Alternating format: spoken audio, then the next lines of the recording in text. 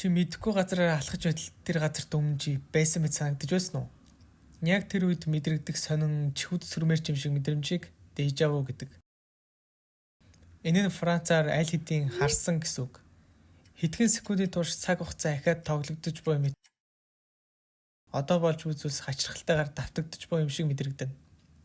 Тэгвэл толгой дотор чинь яг юу болдог юм бол? Судлаачид дежавунд бидний тэрх санаадгүйгээр богино болон урт хугацааны дурсамжуудаас ахин тоглох үйл явц гэжээ. Жишээ нь чиний тарих ямар нэгэн зүйлийг танил мэд хүлээж авна. Гэтэ яагаад гэдгээ мэддэггүй. Энэ нь одоогийн болж буй үйл явцыг өмнөх дурсамжтай холбох гэж оролдоод бүтлгүүддэг. Тэгээд зүйлдээ хурамч дүрс бүтээдэг аж. Яг л тарих чинь хөөе байж та би нэг өмнө харж исэн байж гэнэ.